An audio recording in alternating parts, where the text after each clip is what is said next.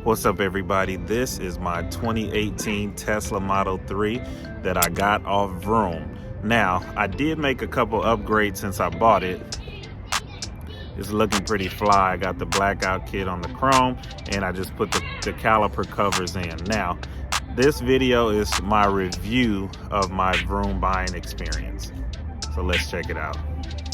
All right, guys, by the time of me shooting this video, Better Business Bureau has given Vroom an F rating for over 1,800 complaints that has gone unanswered in the last 3 years, which is terrible, but I totally get it. After my experience, I understand that they're not focused on customer service. They're just focused on scaling, making money. They got the IPO and all that, so which is terrible. But anyway, the algorithm gods are always watching, so like and subscribe to the channel while I deliver this hot content. All right. So my experience wasn't as bad as the things that I've saw on other review videos. So let's get into it. The website is very, very easy to use. The search inventory is great. No hiccups, no problem. Similar to any website.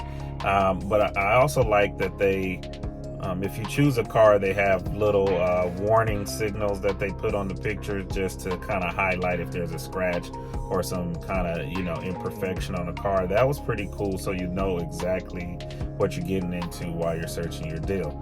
So let's talk about this Tesla Model 3 here. So what I did was search the inventory. It's a lot of them on there. Instead of doing the recommended tab, I chose the lowest price tab. And with the lowest price tab, it allows you to see the price range for what mileage, right? So when you're doing a business model like TURO, you want to make sure you're searching the deal so that you can get more bang for your buck. And so that's what I was doing, searching for Tesla for TURO. And I have two Teslas. I got a 2022 Model 3 and this 2018 that I fixed up, and we'll show all that in another video. But anyway, so using the lowest price tab allows all the deals to kind of populate in a way where you can see pricing and the mileage strategy. And so noting like 21,000 miles was on this vehicle, which is not a lot. Searched the other day, I saw same kind of car, I want to say a 2019 Model 3 with only 6,000 miles for 41. Great deal. So the thing about Tesla's electric cars in general, you know that they don't have a combustible engine, and that the electric motor, you can't really wear it out. There's no service needed, right? The only concern would be your battery. Now, searching for electric cars, I know that Tesla has a 100,000 mile warranty that's transferable through ownership. So previous owner, you get to still continue on with the miles on the car. So that was cool. Me searching for a deal is different than you searching for a deal. So just make sure you know what you want, number one, before you go on any of these websites, because I want to say that I expected something to not go smoothly, so I wasn't totally mad. But some people might be totally mad because they're used to the dealership experience with where they can get more of an explanation of what's going on. So you might want to consider doing the dealership if you need more information when you're online, because the Vroom process goes fairly quickly. So I choose the car, and I go for my deal, which I get the pre-approval, and then you go into financing. So they'll get you financed with all the companies that they have available. Good thing was the initial quote that I got, the customer service guy came back and got me a better deal, which was fine. So that part went over smoothly. Now, where we had a problem was the paperwork side. They send you a DocuSign of all your documents, and you can sign electronically, but there are some documents that need a wet signature. So I was expecting a FedEx package in like 3 days, but 7 days rolled by, no paperwork. I called 3 different customer service reps, and come to find out they sent it to my business address. And I'm like, how did it get to my business address when my home is my mailing address on the documents and everything? But anyway, somehow, some way, my business address was in there. I don't know. I had to go get it. So had to go get the paperwork, then overnight it back to them. So paperwork, shot that back, and in those documents you have your VIN verification, and that was another kind of weird process. I never had to deal with that with used car, particularly if we use a car broker or we go to the dealership. I never bought a car online. But the VIN verification, it seemed like they didn't know what they were talking about, and of course I didn't know what I was talking about, but I did go to the DMV to try to get an explanation. So whatever, it worked out. By the time of me shooting this video today, I actually put on the plates, the new plates for the vehicle, so that went smooth.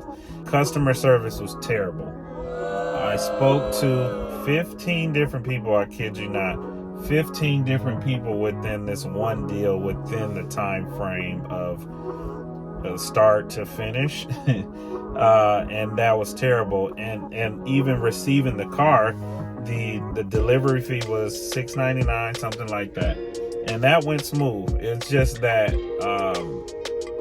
trying to find out information when this is your first time is definitely frustrating, talking to a new person that says, what's your name? But you know, like, you definitely want to have somebody that's assigned to your account, not talking to 10 different people. Vroom, I hope you're listening.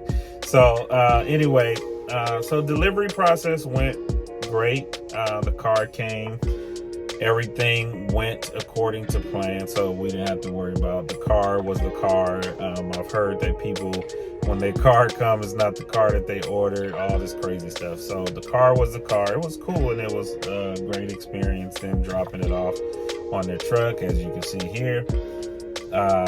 And that was cool. Upon delivery, if there's anything wrong with the vehicle, you have 7 days or 250 miles to return the car. So I'm very happy with the car.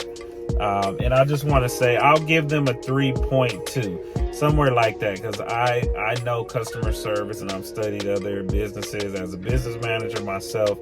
I know that customer service is the key component for success. And when you start off like this and don't address customers, that's really bad. Like, come on, y'all. It's terrible.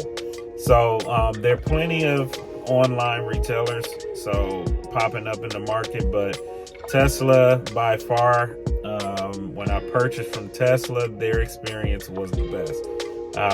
And I'll talk about that in another video that you guys will see at the end. Lastly, the reason why I bought the car from Vroom is because I was in the middle of purchasing one from Tesla, and they changed my delivery date, and I was like, oh man, that messed me up for my business model. As I mentioned, I have 2 Teslas on TURO now, so you can check out those videos as well to see how it's going, and it's going great. I also have my Dodge Durango on TURO, which has actually been the champion winner of all 3 of my cars, so I can't believe it. But those are the things that you discover when you find out and jump into a new business model. You know, learn something new every day. So, but anyway, be careful when you're buying a car on Vroom, Carvana, any of those, CarMax. They have a dealership, so it's a little different. You can go to their location. So just be precautious. Know exactly what you want to buy. If you're doing it for a business model, I'm sure you can handle all the ups and downs of the process. So overall, it wasn't horrible for me. So I can't totally say it was like extremely bad, but check Better Business Bureau, and always check other people's reviews before you jump into a process of trying to buy a car online. So anyway, check out the other videos. I'll see you there. All right. Peace.